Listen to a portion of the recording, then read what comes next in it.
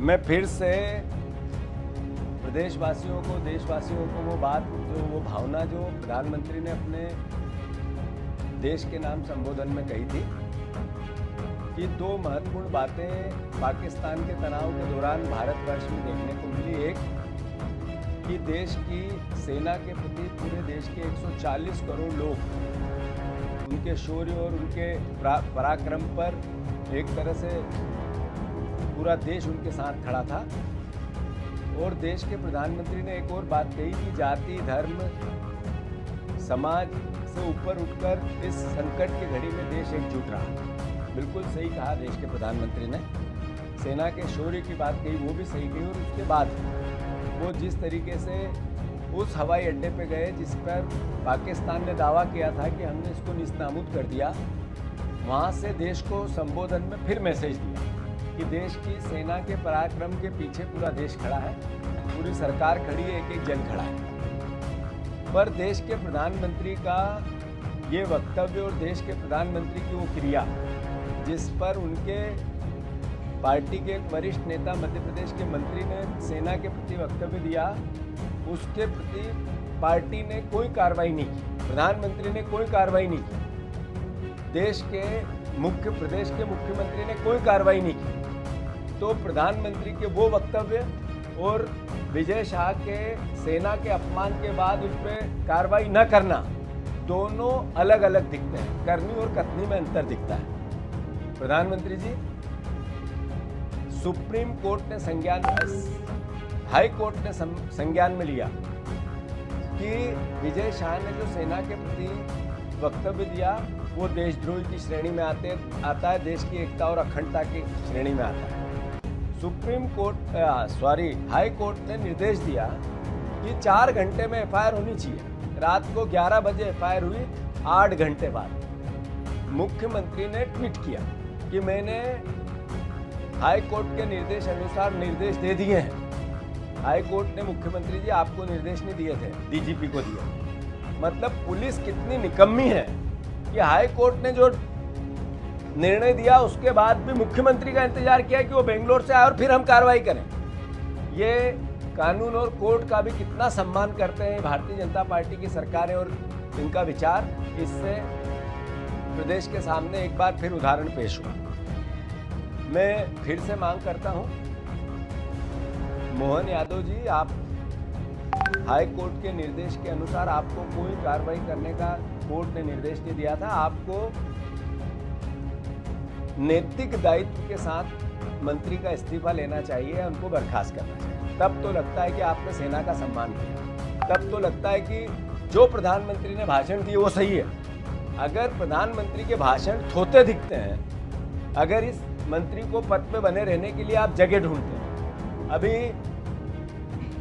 पूरी सरकार और बीजेपी लगी है सुप्रीम कोर्ट में कैसे भी इस एफआईआर को निरस्त कराने में, तो आखिर क्या मैसेज है?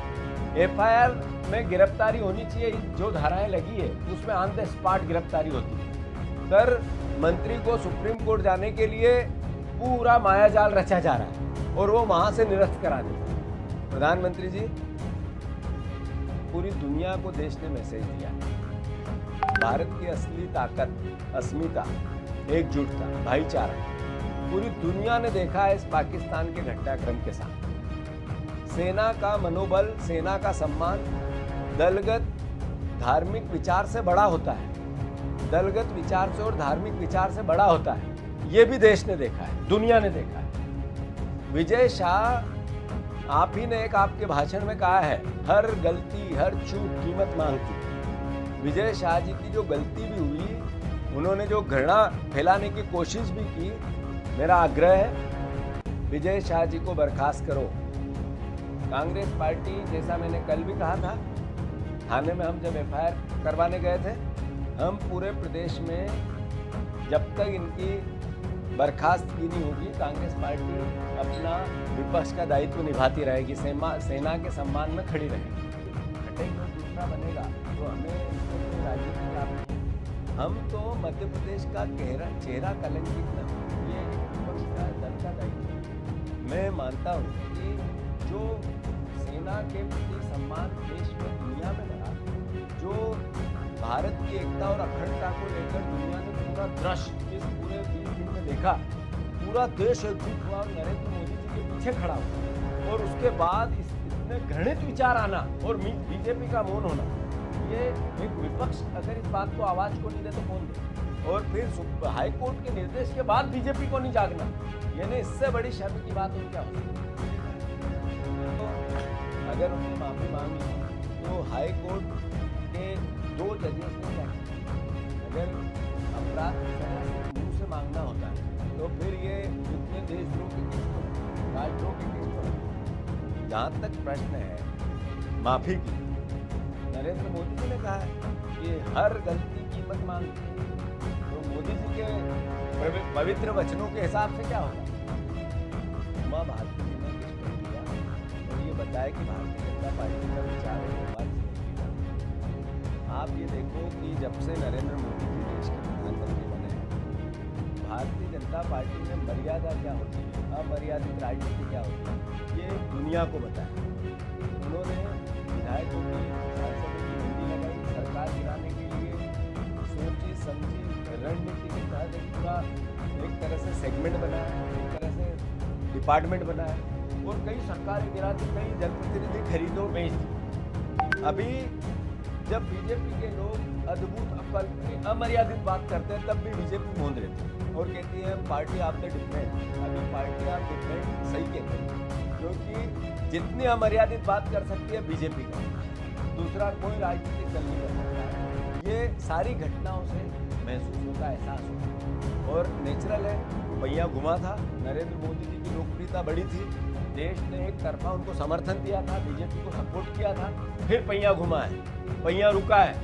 नरेंद्र मोदी जी का जैसा देश ने भरोसा किया था उतनी तेजी से भरोसा टूटा। अगर बीजेपी, मध्य प्रदेश सरकार और विजय शाह खुद अपनी FIR रद्द कराने को लेकर सुप्रीम कोर्ट जाएगी, तो नेचुरल है कोई भी देशभक्त नागरिक, देशभक्त राजनीतिक दल, देशभक्त सामाजिक कार्यकर्ता, देशभक्त वकील, लायर, उनका विरोध करें। मैं मानता हूँ इस बात को कि भारतीय जनता पार्टी को उनको बचाने के बजाय उनका इस्तीफा लेना चाहिए। और मैं ये उदाहरण पेश होगा कि जो राजनीतिक व्यक्ति लगातार अनर्गल बातें बोल देते हैं और उनको कोई सजा नहीं देता है, जो राजनीतिक दल इसको संज्ञान में नहीं लेता है, तो राजनीतिक कार्यकर्ताओं को के लिए भी एक सीख है। तो मैं फिर से आग्रह करता हूँ बीजेपी से कि उनको जल्दी से उनका इस्तीफा लें, बर्खास्त करें और कानून को अपना काम करें। अगर कानून न्याय का मंदिर होता है, वहाँ पर दूध का दूध और पानी का पानी होगा। जहाँ तक प्रश्न मैंने फिर दोहरा रहा हूँ कि विजय शाह, बीजेपी सरकार इनको बचाने के लिए सुप्रीम कोर्ट जाएगी, तो कोई भी देशभक्त राजनीतिक दल और राजनीतिक कार्यकर्ता, एक अच्छा लायर, इनके खिलाफ खड़ा रहे।